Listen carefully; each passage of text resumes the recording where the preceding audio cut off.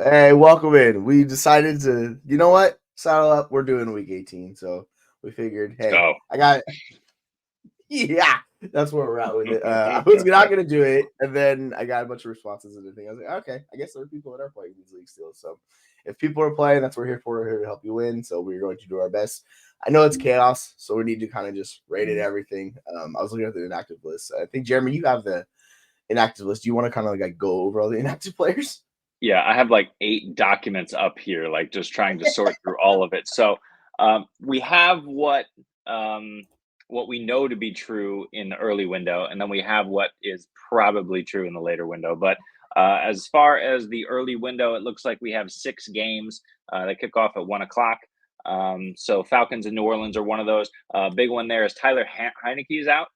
Which means Desmond Ritter is in facing that New Orleans defense. Hasn't been so daunting, but a little bit of a concern, maybe something that slightly downgrades those already well downgraded passing weapons in Atlanta.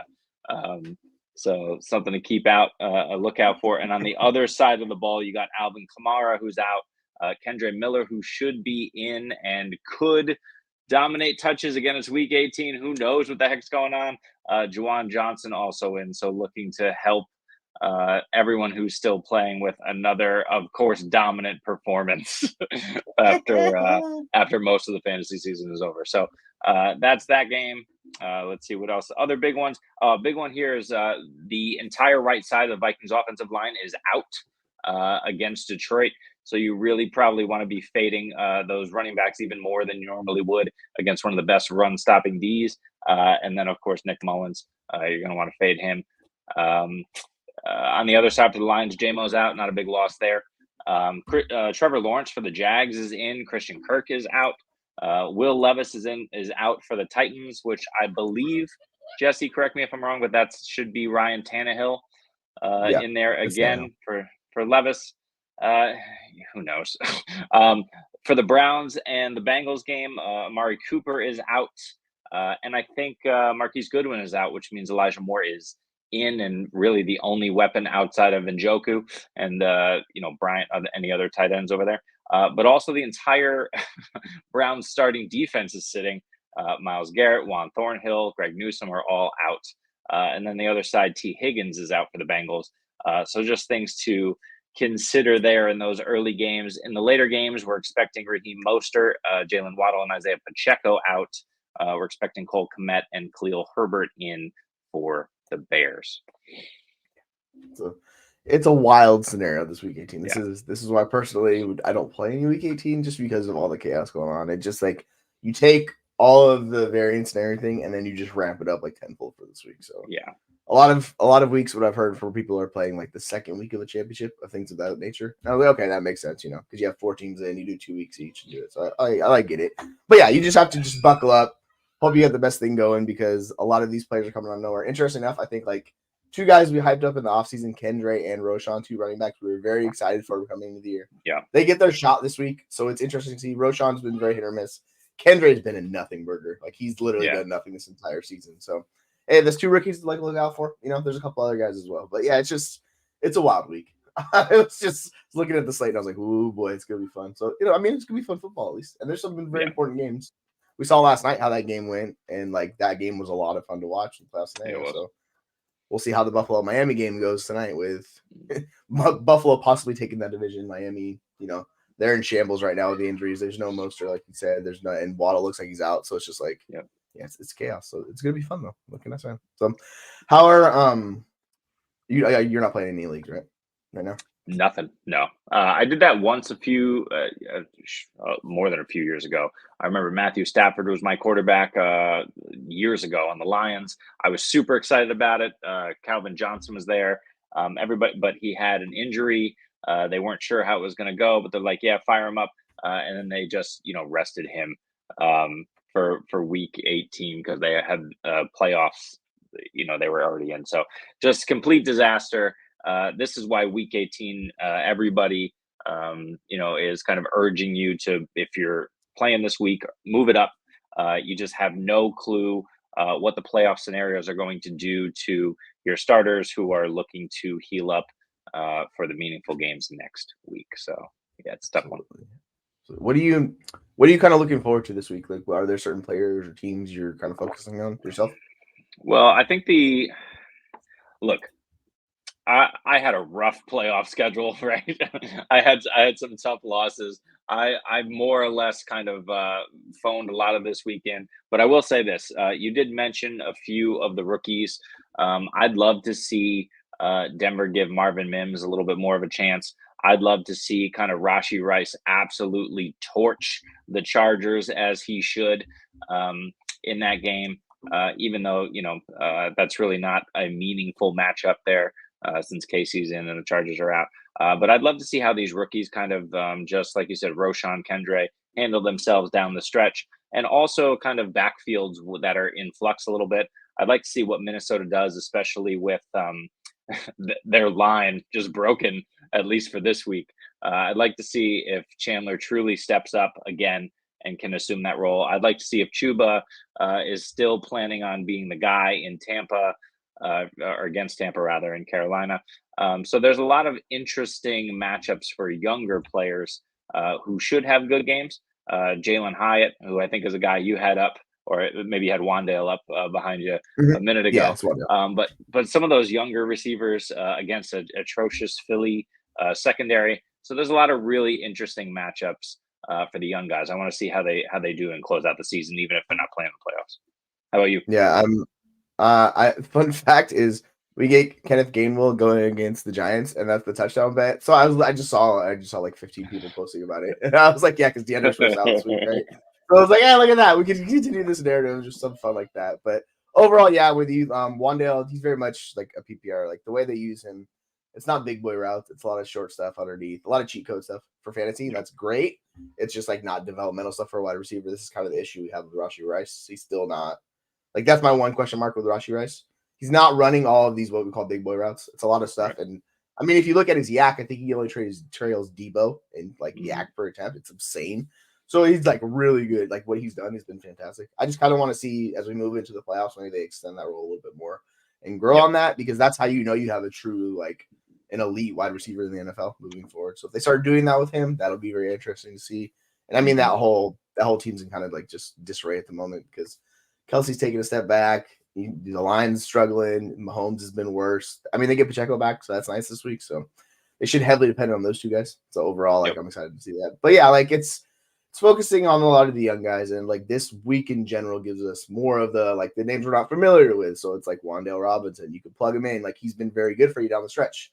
He's going to get a lot of touches on that offense again. We've seen it. Tyrod Taylor is a solid quarterback, so he's in that Gardner Minshew range of quarterbacks where it's it's not great, it's not bad, it's kind of just that hit or miss depending on a few variance plays. So yeah, he could have the nice like 8-target game, get you 10 plus points and just roll there. So yeah, there's a lot of guys outside the box that you're going with. The dynasty lens is a little bit different. Is there anyone particular like after today's game, since basically the season's going to be over after this point?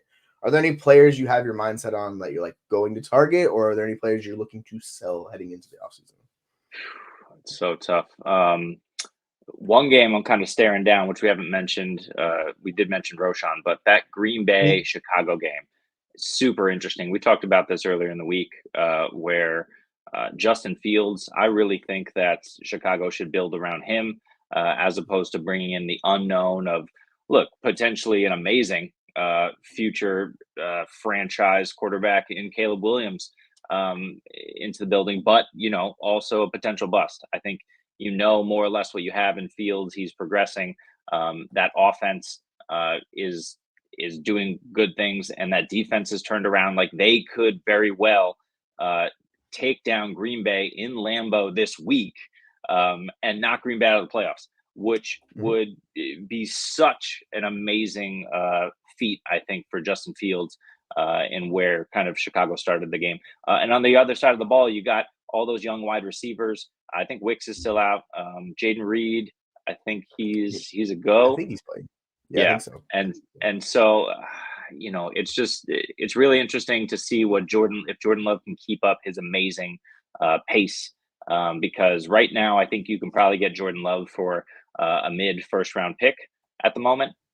If he goes on a run, and they win a couple playoff games, he continues to do much more than he should be doing with little, it's only going to increase his value. So those are two quarterbacks, and the running back situation there in Chicago, the receiver situation in Green Bay, that I think are very interesting for Dynasty, especially kind of hinging on what happens this week. Yeah, I think, like, speaking of Jordan Love, we can talk about him for a second. Yep. He's like done a complete transformation. So from week 9 moving forward, he's the third highest PFF pass grade in the NFL. It's almost 90. Like, it's absurd. So if you look at the splits from week 9 on, where he's really just come forward and he's been just awesome, he's really been one of the best quarterbacks in the league. And I think it's gone under the radar. And I know we were talking about this like right around that time of the year, like we were getting ready towards the playoffs, and you're like, should I send a first for Jordan Love? And I was like, I don't know. I was not fully on board at that point in time, which I regret because now I'm very much on board at this point in time. But this is what it is. I mean, you got Kyler, so it's not such terrible. I think he's the guy that the market's not fully caught up on yet. I'm pretty sure the deal I had in place was Love and Reed for a first and like Michael Wilson or something. So now, you regret some of those chances you didn't take. But it's so good. And then, there's a couple other ones. I mean, the guy behind you right now, I mean, what the hell are we doing with Geno Smith? Such a down year, a disappointment considering I believe he was the QB5 to finish out the season last year.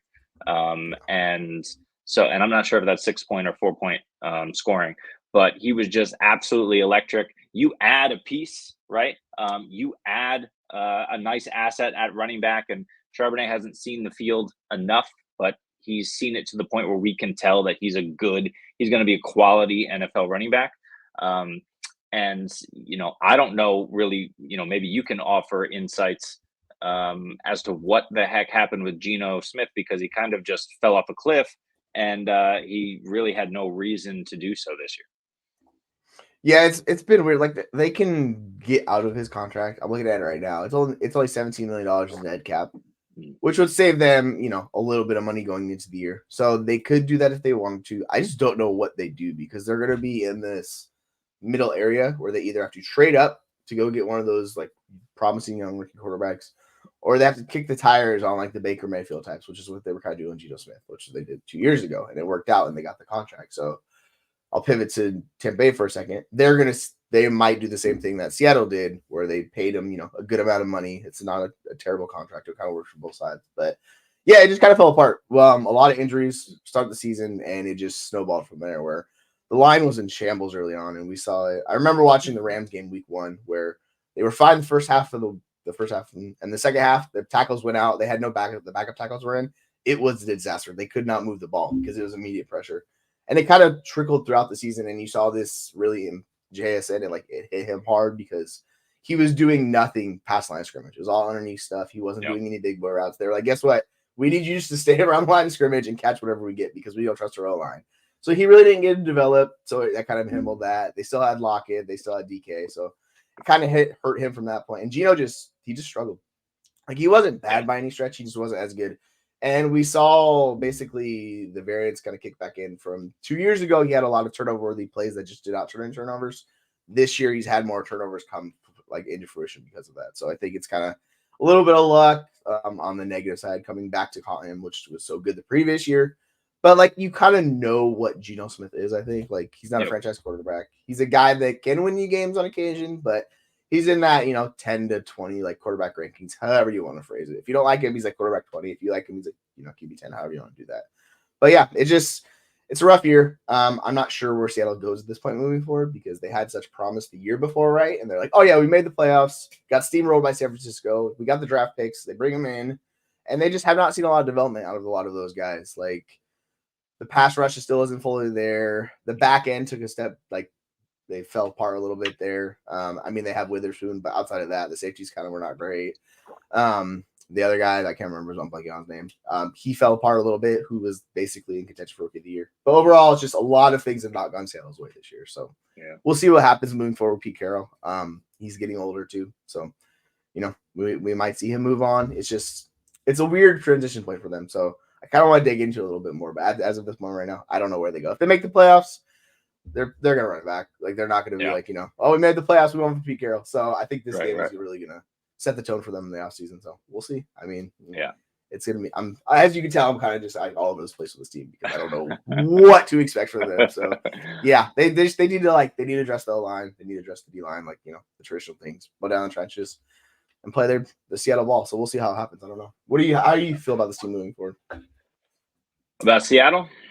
Yeah. I mean, all the weapons are in place, right? It's like you said, Mhm. you want to see the line perform, and I think especially as in fantasy, we get so excited about the weapons. If you don't have the line in place, it's a problem, right? Like the reason Philadelphia went to the Super Bowl last year, and is the number, flirting with a bye, or at least started 10-0 anyway, is because of that offensive line that they have. It's not AJ Brown, it's not Devontae Smith, it's not Jalen Hurts, as great as they are.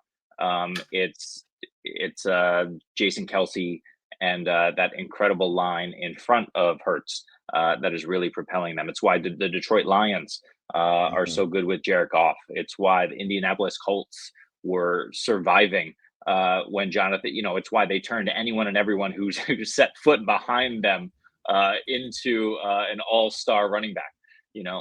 So it's why the Cleveland Browns are so good with Joe Flacco. Joe Flacco isn't dumb. I'm sure he went to the Cleveland Browns because he's like, well, at least these guys can keep me upright for as long as possible, and I'm not going to get murdered back there. So, offensive line matters a lot more than I think we in the fantasy space give it credit for. And going forward, listen, there's plenty of injury throughout the season, all over the place in every team, but it's something really to consider when you're looking at how these guys are going to perform going forward. And you could have said at the beginning of the year, Jared Goff is an average NFL quarterback. Well, that's true, but if his line is going to be Studley and they're going to open up holes for his two great running backs, then he's going to have nothing but time back there when he's dropping back or play action or what have you. So it's something to really consider. Derrick Henry totally falling apart because who was it? I'm trying to think of his name. Was it Taylor Decker? Whoever in Tennessee retired the beginning of the season, and then there was a major injury as well. And obviously, they just fall apart to no fault of Henry's, even though he's aging. So it's a huge consideration. It's something to keep in mind. And like you said, if Seattle can fix it, can figure it out, great. If not, who knows? Minnesota facing that very situation today with two offensive linemen out in a must-win game. So who knows? I think this is kind of for mainstream fantasy football. Obviously, there are people that do offensive line, defensive line rankings, things like that. But it's not, you're not just gonna talk to a random person and be like, oh yeah, their O line's like this. They have it's kind of the thing that we don't understand very much. So, and we hit on this with running backs, kind of doing our basically ended season show where we're talking about certain running backs fit schemes very well, and obviously they play well with their offensive line. And this works for both quarterbacks and running backs as well, right? If you know the scheme and they have this success and you're able to count on them, it's so much easier to do your job as a quarterback, and in particular as running back, because no one's more dependent on their line than that running back, right? Because they need the holes. Even when it's like a Jonathan Taylor, like we've seen him struggle the year before because the offensive line struggles. He was not the same player. Obviously, there were injuries, but like you see these minor like dings to a player, and sometimes it's just the offensive line. And Seattle's dealing with these issues right now. They have their kind of their book and tackles. It's just the rest is kind of all over the place for them to figure out. But yeah, like Minnesota, you're talking about. There's a prop where it's like Ty Chandler's projected for 50 rushing yards, smashing the under on that. Like I don't even want to touch that. Like what I'm saying, because they have no line. It's a disaster, and so it's just like it's nice to kind of dig into the line and get to know it a little bit better. Because if you understand that and how teams use their scheme, and particularly with Goff, like he's a pumpkin when he gets pressured. So if you keep him upright and down, he absolutely can shred a defense. So they have probably one of, if not the best offense line. It's like them in Philadelphia. I would say Detroit's like they're the top two. And it makes your life so much easier as a quarterback because you don't have the pressure. You don't have to worry about it. You can just run your offense and just hit your guys. It's just, it makes a world of difference. So I think if we get better at understanding that, it's so much easier. For real. And, Brock Purdy, for all of his system fit, which is true, he's got gigantic ass Trent, multiple all-world Trent Williams on the left side, protecting the blind side, so it's just really just matters like who you have in front of you. And look, there's going to be Thankfully, Gardner Minshew and Anthony Richardson are running around like wildmen back there. So you don't necessarily need the Colts offensive line to be a pass blocking unit. They're better at run blocking anyway. And with Taylor, Moss, Goodson, whoever the hell you want to throw back there, Trey Benson, what are we doing? Like, it doesn't matter. I got 20 carries for the Colts if they end up. I think they're totally eliminated from the playoffs. But if they end up squeaking in or whatever, I got 20 carries next week, and I'll be all right. I won't completely die because that offensive line is fantastic. So it's just it matters a lot more than I think we give it credit for, and it's probably a reason why Dallas is a pretender and Philly is still a contender despite a terrible defense and losing, what is it, 4 straight, so it's been rough. Hey, it's been rough for Philly. That's just been like the offense is still one of the top 10 units. They're still good. It's just the defense has been an outright disaster in Philadelphia. And this is the thing. Like, it's still one of the better offenses. They're just not the truly elite offense they were last year. They've regressed a little bit, but that's hitting on top of it with their defense just suck. It's like they are bad across the board defensively. And this is weird because the front seven's really good, right? But they're just not getting it done. So, like, you see how they're just getting shredded in pass coverage. They have nobody that can defend, so they can't get pressure. Like, then these guys are passing 400 yards against them. So that's kind of and everyone's like, all right, you bet on Philadelphia for the Super Bowl? It's like, no, sir. Not till they show, like, that defense, right? So, yeah, and you see this going in. So, yeah, if it is what it is. It's weird to look at from one year to the next how much it changes. And, like, we might not notice it initially, but, like, over time, it's slowly just the bullet points hit and build up. And you see like this, with Green Bay. Like, I don't think anybody wants to play Green Bay right now. They look like one of the better teams in the NFL, right? So, like, yeah, it's pretty interesting. And moving into the playoffs, like, I'm excited to see how these teams that are kind of on hot streaks right now, if they're able to continue that into the playoffs, or if they go up against the competition, maybe it kind of ends their run. Yeah, I totally agree. And the interesting thing too, like we say about discounting the O-line, the other thing that's tough from a fantasy perspective to really dig into is like individual defensive players. Like, certainly there's plenty of leagues where you may play and you may know the guys who are putting up weekly points, but the way that certain players and how they work within a scheme or specifically move from a different team that you might not have noticed. I just found out about 20 minutes before the show that Juan Thornhill is no longer a Kansas City Chief. He's been on the Cleveland Browns all year. And to me, like, that was just kind of something that clicked in my head. Yeah, sure. I probably heard the report in the offseason, but it just didn't register. But it's like not understanding, even though I'm totally used to seeing Thornhill like fly all around the field for Kansas City, not totally understanding how that negatively impacts Kansas City to such a degree, where their defense, L'Jarius Sneed is fantastic. They still have plenty of guys on the back end who can, work and shut down a fair amount of offenses. However, they're not what they were last year. And then looking at Cleveland, and even though they lost Grant Delpit, even though he signed a massive deal, they still have a lot of these guys on the back end. They're just, they're just continue to show a wealth of talent on the defensive side of the ball, especially in the secondary. And those guys are just going to eat in the playoffs. Like, if they show down against, the Baltimore Ravens, against the Buffalo Bills, right? Even against the Kansas City Chiefs, like, Cleveland's probably a favorite, even just from a offense against, the other team's offense against that defense perspective. And then you got Joe Flacco slinging it. So it's really interesting to kind of just think about how the movement of some of those defensive players matter. I think in the middle of the season as well, I can't think of who exactly it was, but a ton of veterans were signed around week 8, 9, or 10. I know Miami signed a couple. I know the Ravens brought in Kyle Van Noy, for example, who showed up last night, even in the loss. So there's a lot like that's happening, that's shuffling around, that's drastically changing the way that these defenses operate, and that's something that sometimes we lose sight of too. Yeah, 100%. It totally makes sense. And like you're talking about, particularly like some of these teams, they struggle because of those issues. So it's I think it's gonna be fun to watch who out of these teams, because like we expect the Ravens kind of seem like they are the tier. I still know San Francisco absolutely got obliterated by them. I still think they're the best team in the NFC. Yeah. So like outside of those two teams, like the rest of the teams have their own issues. Dallas has a lot of good things going for it, but as you've seen certain games where their defense gets carved up, same thing with Philadelphia, like their defense is the issue there. When you go to like the AFC, Kansas City, like their offense is the problem, and that's just so weird to say. Like they have a really good defense, right? But the offense and all the issues they just can't trust those wide receivers. So it's really just interesting, and the line issues on top of it. So it's a compounding effect where you have multiple things going against you. It takes someone who is considered Superman, Patrick Mahomes. He looks basically mortal this year.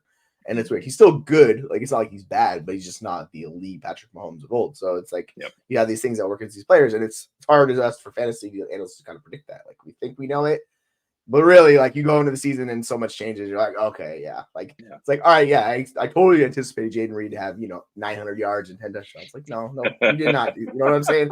Stuff like that. It's like, yeah, I like the guy. I had him as a mid-second round pick in rookie drafts, but it's like, if you were going to tell me what's the over-under in his line, I would have been like, 550 yards, maybe, and we go from there. So it's just like it shows you how much change and there's injuries and all these things kind of just go into effect. So we go in with some information and preconceived notions, and like some of the times we're just drastically wrong on some of these guys. Speaking of like Marvin Mims, a guy that's just been so just basically just big play dependent, and he hasn't really grown his role because like this was kind of who he was in college. He's a big play guy. There's a lot of short stuff, or he was just doing bombs downfield. So like you saw his ADOT was really high.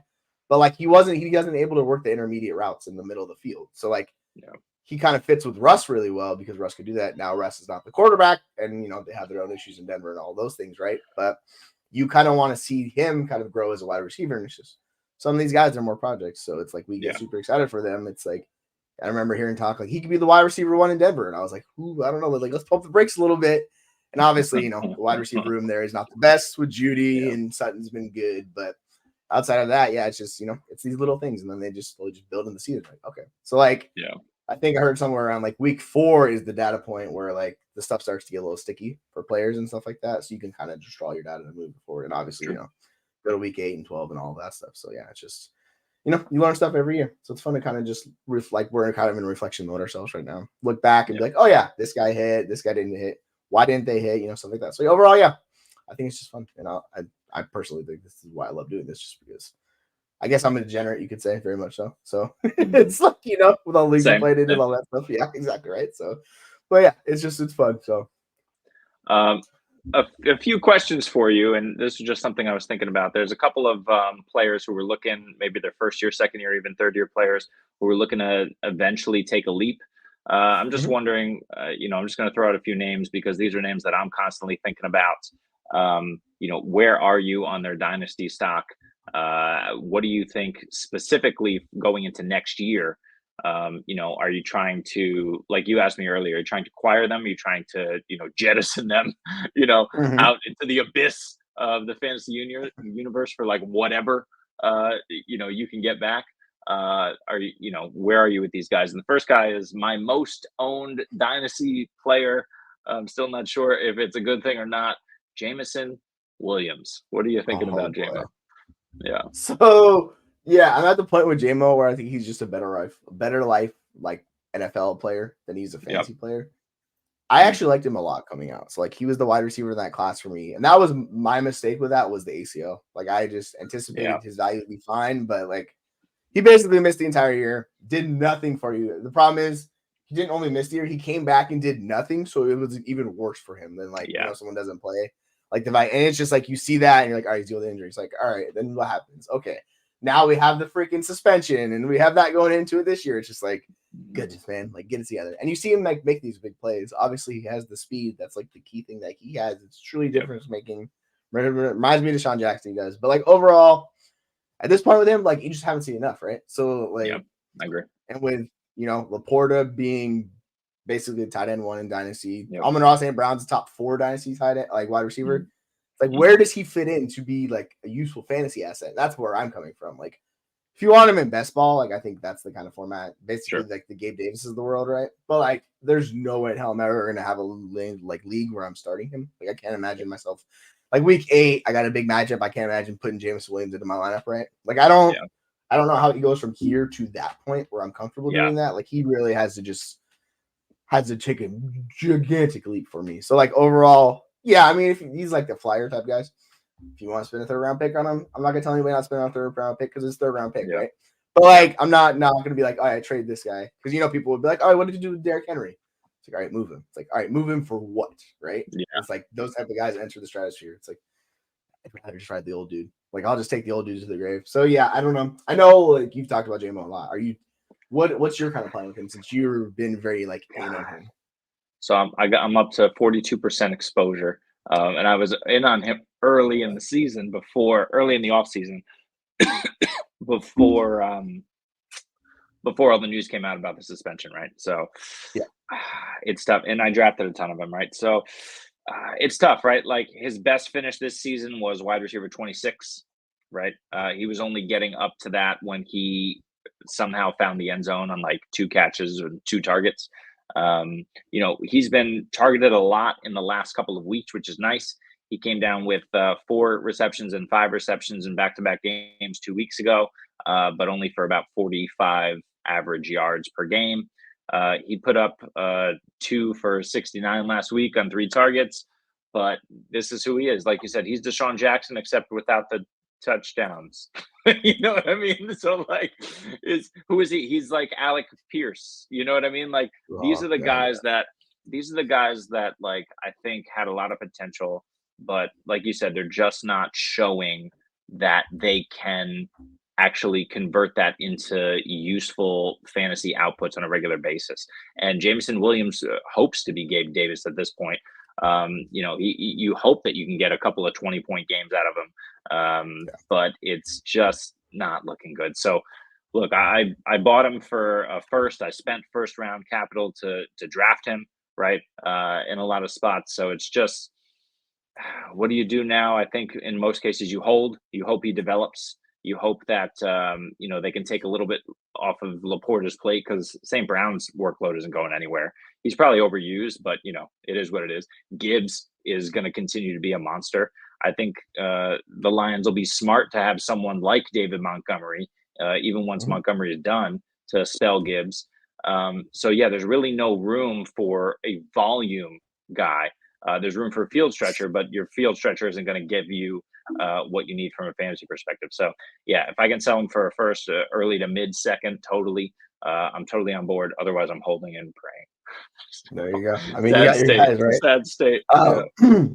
So, who are you like? This question's for Moon Vibes. What up, Moon Vibes?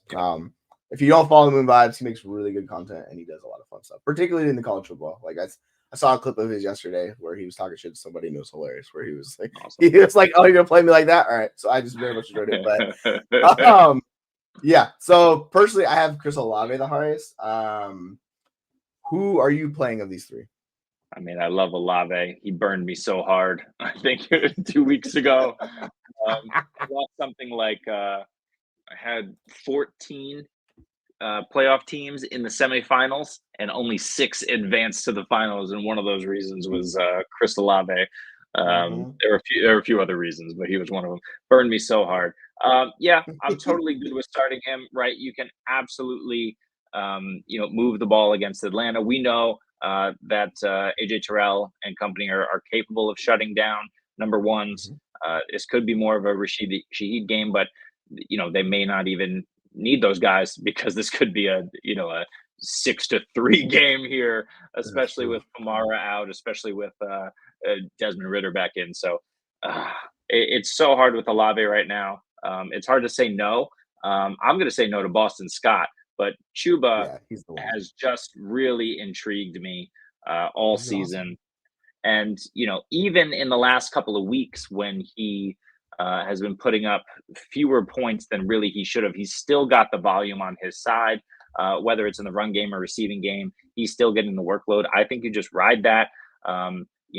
Tampa is a bit stout up front, but they haven't been as formidable as they were early in the season. And Chuba's just looked awesome. So I think in their last game of the season, he's looking to try to convince whoever the GM or coach or owner is going to be next season in Carolina. He's looking to convince them that he can be the guy and that you don't need to draft or bring in another running back. So I expect Chuba to have a good game.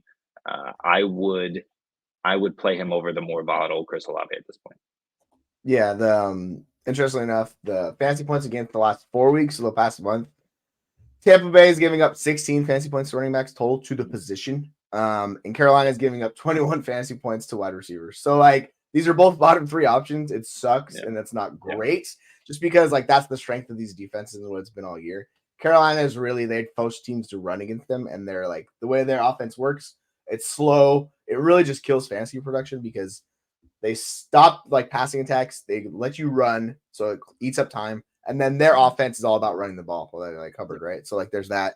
And then with Olave, yeah, 100%. Like it's just boom bust. But like I'm gonna chase the ceiling Olave has personally. If you want, I have my flex rankings. Hubbard's my number 20 player. I have Olave at 14, so like they're pretty close together. I like both guys this week. I think Olave should absolutely smash. Like I get it. I know he's going against Carolina. I don't really, or sorry, he's going against Tampa Bay.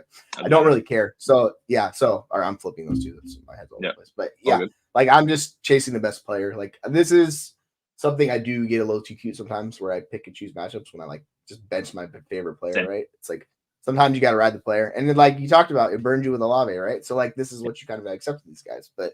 He could absolutely smash. They just don't have a lot of good options. With Kamara out, that takes a good chunk of passing work out. I know people like Juwan Johnson and like Rashid Shaheed, but like Chris Olave is like multiple tiers above those guys. So yeah, like I'm expecting like a double-digit target day for Olave personally. But yeah, if you want Hubbard, I think he's the safer guy. So you can plug him in. Agree. Get 10, 15 points, go with that and just roll. If you want fire, really upside shot, you go with Boston Scott. I don't want to do that. You have no idea how those touches are going to go. I personally think Gainwell is going to see a lot of volume today. Like, I think he's just a better running back. There's no injury news on him, so, like, he should be good. So I think Gainwell is going to be the 1A. Scott will be the 1B. Scott could get a touchdown. You know how that works with them. But overall, yeah, that's where I'm at with those guys. I'm just taking a look to see if Rashad Penny is active. He's been – he was man, last I was week. so He excited was for Rashad Penny. God, Rashad just can't work out. Hey, he's Rashad. got, like – 6 carries for 24 yards. So he's been efficient on those 6 carries, but it's you know what I'm saying? It's like, goodness, Rashad. I don't know. It's just not there. Yeah, that second really just brutal injury. Well, really, you know, he's a running back. It's his second brutal injury to them. So it makes sense, right? I was just hopeful. I was like, yeah, he could be the running back there. And it's like, oh, they got Swift. And I go, fudge. And it's like, well, it's not going to work out too well for him. But Swift is just another guy that's just been tantalizing upside. He just can't hit it. He just can't. And like, even in this situation with him, like, no touchdowns. Like he's not getting passing work. It's just kind of he's just been a guy. So I think it's a really good time to move off of DeAndre Swift in the offseason for whatever you can get. You might be able to move him for a second round pick. But Jason Kelce has hinted, if not outright said, that this is his last season, right? And once that line falls apart, and that to me spells the beginning of the end for that line, I think it's going to deteriorate quickly. Once that happens, DeAndre Swift is going to go back to whoever DeAndre Swift always was, right?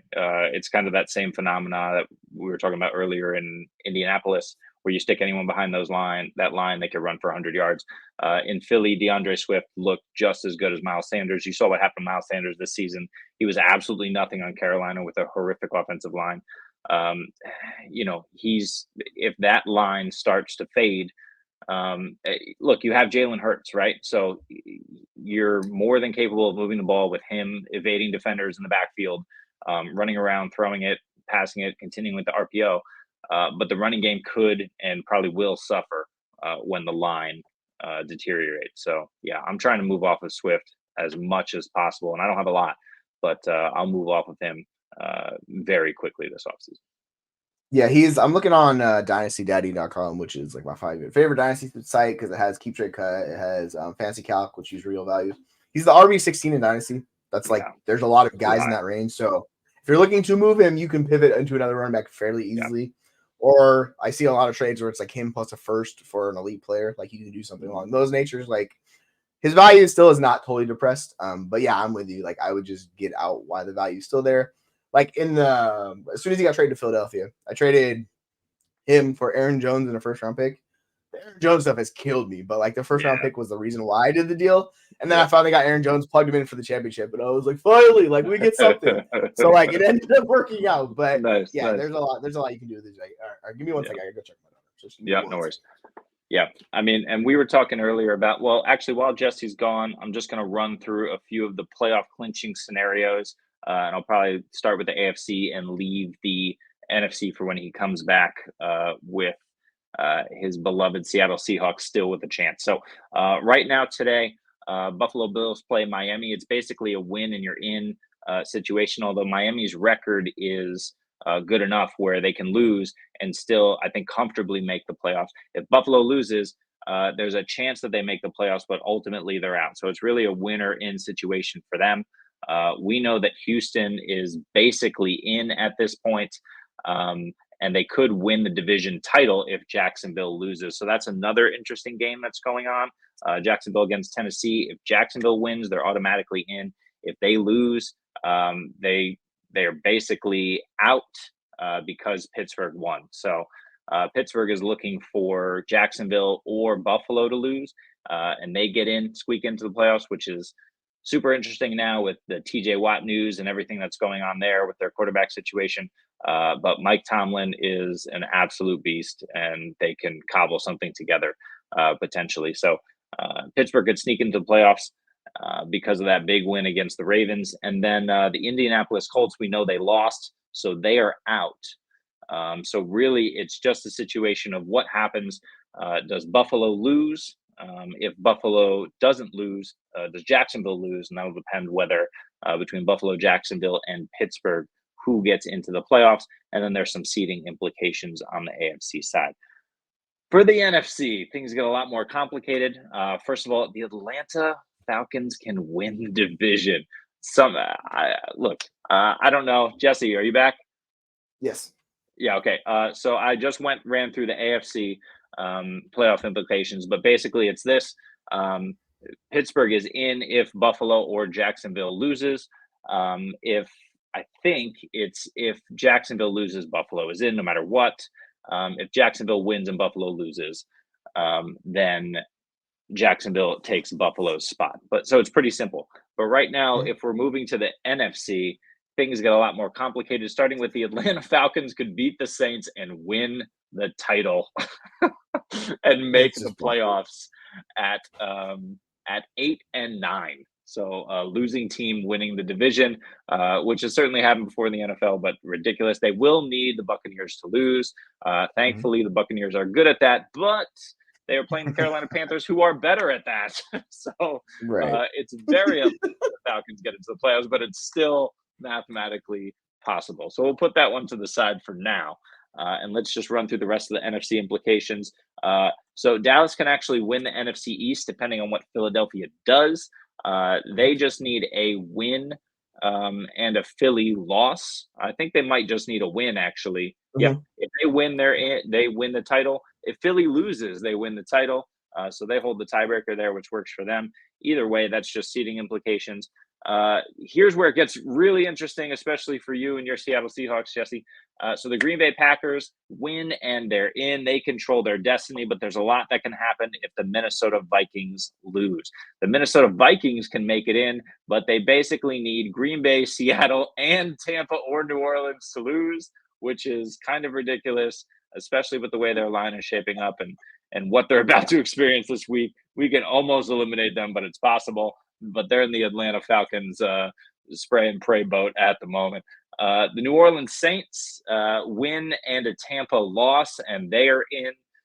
They can also get in with Seattle and Green Bay losses. So there's a few different roads, so it's a little bit more interesting for them. So they will need Chris Olave to go off. Of course, we know the Eagles situation just for seeding purposes. And then we have Tampa. Tampa controls their own destiny. They can move to 9-8. By beating the terrible Carolina Panthers, which should be all but assured. If they lose, they're out. So that's an interesting one. And then the Seattle Seahawks, they need to win, and then they need a Green Bay loss to kind of just solidify that playoff berth. So it's a wild, wild situation for the NFC, both in terms of seeding and who gets into the playoffs. And I think I heard on I listen to a fair amount of podcasts, so I can't necessarily always remember where I heard it from. It was probably some combination of John Macri or Matt Waldman or someone who was talking about the fact that, maybe even Sam Monson, who was talking about the fact that in week 17, I think it was, there were something like 20 NFL teams still potentially able to make the playoffs, which is the most by far over the last couple of decades. So just insane amount of movement and who can get in. But I don't know. What are you thinking about the NFC playoff picture and especially your Seattle Seahawks? Yeah, that's like the most. This season's been all about parity, and that is shining through with just how chaotic these last 2 weeks are. We have so much going on. There's infinite scenarios with like losses and ties for a lot of these teams. So like I saw one, the Rams still get the 7th seed if they lose and Green Bay wins because like they had the tiebreaker over Seattle. So like I mean the Rams are basically in no matter how it works as long as like you know what I'm saying. So it's pretty interesting from how these all break down. But yeah, like Seattle, if they lose, they need a ton of stuff to go their way. They need both, New Orleans and the other team to lose on top of it. Mm-hmm. So overall, just got to get win and hope you get in is what it is. I think it's fascinating because with the Dolphins in particular, the AFC, we were talking about them possibly being the 1 seed if they kind of ran the table. They're doing the exact opposite way, and they're barely going to squeak into the playoffs. Like Buffalo, I kind of expect Buffalo to win this game just because they absolutely destroyed Miami earlier in the season, and they just match up very well against them. So, like, realistically, Buffalo is going to be the 2 seed. So it's go figure if that happens. So, Buffalo was like basically not going to make the playoffs. They're a 2 seed. I think that's just the best way to talk about how ridiculous and just wild this season has been with injuries and it just feels like the most chaotic, like uncertain season we've had in a long time. And I think that's because we don't have those true elite teams like we have, Seattle or San Francisco, Baltimore. But outside of that, it's just like you don't know what's going to happen each week. So it's been very fun. But a little chaotic for fantasy. One thing about that night game tonight is Buffalo, when they destroyed Miami, they were in Buffalo, right? Mm-hmm. They're in Miami today. And this guy over here is still alive and kicking. He's going to get 20. Has any wide receiver outside of maybe Reggie Wayne achieve 25 targets in a game? Because he's about to go. Buffalo secondary, I mean, they'd be smart to triple team him. Miami really doesn't have anything else. But if they do, don't sleep on Devon Achane, who's going to destroy them over the ground. So there's only a few weapons here, but we know Mike McDaniel is going to come with it. And, I think it's going to be a much closer game than I think it was 43-20 or something stupid. Yeah, it was a blowout. It's going to be a lot closer this week, especially with the Miami crowd there. And, we'll see if Josh Allen can, actually throw some touchdowns this week and avoid those interceptions against a much improved Dolphins D. Do you know, I haven't looked into it, but do you know if Xavier Howard is back? If he's out for multiple games, like what happened with that injury? I'm going to look him up real quick. They are so injured on that defense side of the ball. Their 2 top edge rushers, like their pressure rate without them is not good.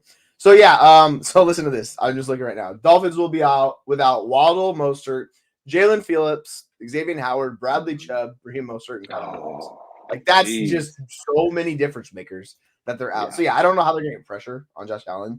And if you're going to give Josh Allen time, like good luck, Miami. Like that's what it boils down to for me. Like, you got to get pressure on Allen because Allen's just so good. And I get it. He's got the turnover streak and all that stuff, but he's still one of the best quarterbacks in the league. Like, I'm not too worried about it. So, like, if Tua can flip the script and not be a pumpkin, which kind of Tua does against good defenses, which Buffalo, even though they have injuries of their own, their safeties and things of that nature. But Tua's got to show up in this game. Like, they desperately need a vintage Tua game. If they don't get it, like, it could be rough. So, that just shows you how decimated teams can be from injuries. And it's just, it's a lot of times NFL season's a war of attrition, right?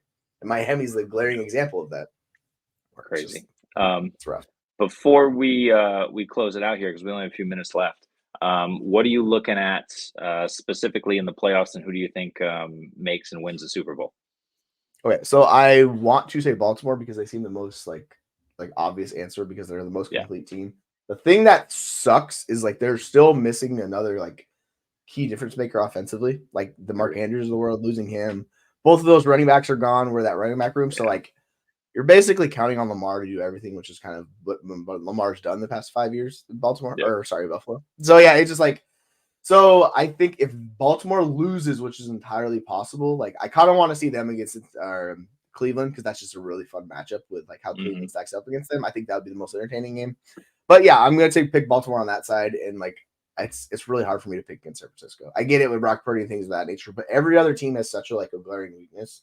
if I want to bet on a team that's like kind of on the outside looking in, I want to see what Green Bay can do. They're the most interesting team to me from the NFC perspective. So like let them get in, let them cause a little hay, and then like the Rams too. But the issue is the Rams defense just sucks. So it's like they're gonna lose, but it's gonna be fireworks. How about you? Who are you kind of like focusing on team wise? Well, you did ask me early in the show which games I'm looking forward to watching this week, and you just hit on it. The Rams are going into San Francisco to take on the 49ers in Week 18. It could be a preview of a playoff matchup. I expect both of those teams to go pretty far. I'm pretty confident that San Francisco will win out, but I would love to see the Rams make the Super Bowl. Matthew Stafford, I mean, that offense is clicking. If Cooper Kupp can just continue to get healthier, right? And that line can find a way to give Stafford a little bit of more time than he's already been getting. They can absolutely dominate. Like you said, they're going to have to win shootouts because that defense isn't doing it. But we know Aaron Donald is capable of taking over games. If he can string a few insane games together and limit some offenses, it is possible for sure that they can dark horse their way into the Super Bowl. That's what I'm rooting for. Like you said, I think it's San Francisco. And then really, I was team Ravens for the better half of the season to make the Super Bowl. I did not like that loss yesterday. It was ugly. I know they're down guys. I know, Gus Edwards has looked good because he had a few weeks off to rest his old bones. But, it's 10 points against the Pittsburgh Steelers. I know they're division rivals. I know they see each other twice a year and they're super familiar. And I think it's Mike Tomlin and John Harbaugh have faced each other like the second or third most of any coaching duo like ever or something. But yeah, I mean, that's not a good look. Losing in Week 18 for a team that's, look, they didn't start Lamar Jackson. I get it.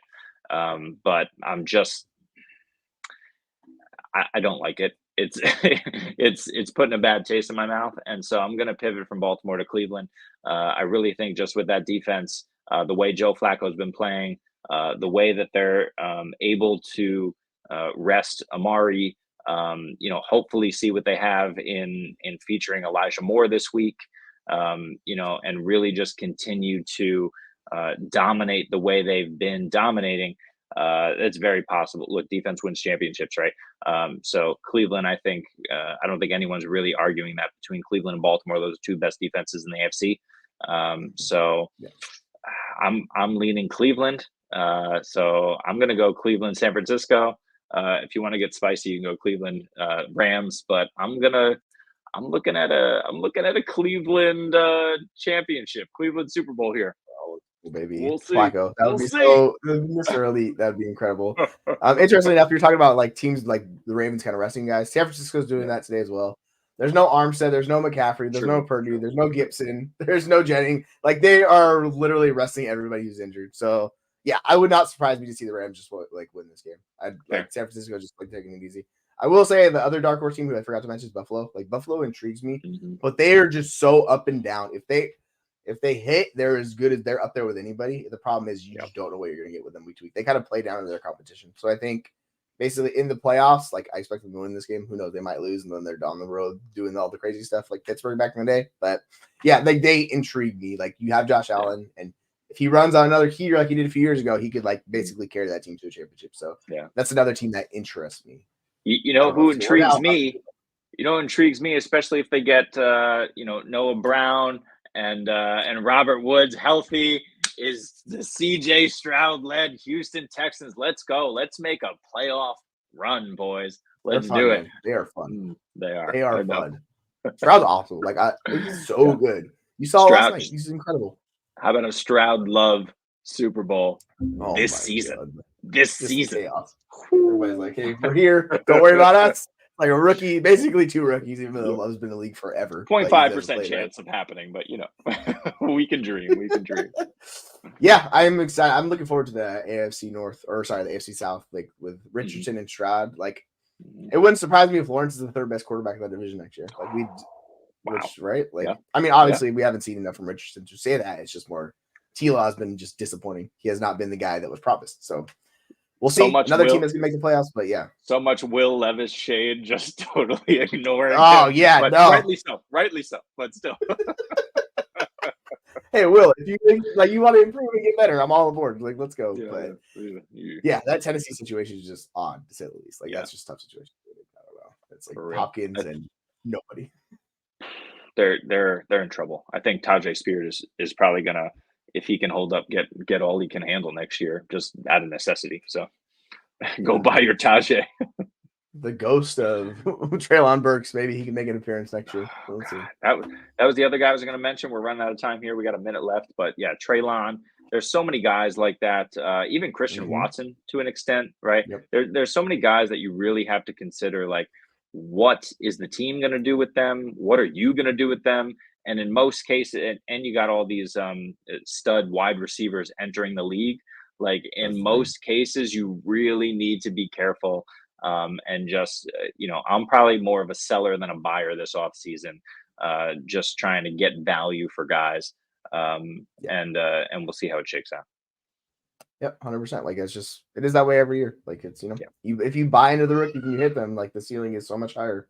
It's just, there's risk with them hitting. It is what it is. But yeah, it's going to be a fun offseason. And like, we're going to dive into it a lot in a couple of weeks. But in the meantime, we just enjoy some football. And I appreciate y'all for joining us. You want to wrap it up with this, and we'll just take it on to week 18 and then move on to the offseason? Yeah, good luck if you're playing this week. Hopefully you're not, just because of the chaos. But if you are, cross your fingers, pray to the God of your choice, and just hope that it comes through. But yeah, it's been a good season. We're going to put it together in the offseason and come back even stronger next year. Absolutely. So yeah. All right, folks. Good luck, and we will we'll see you in a few weeks when we get in the offseason mode. So take care and good luck finishing off those championships.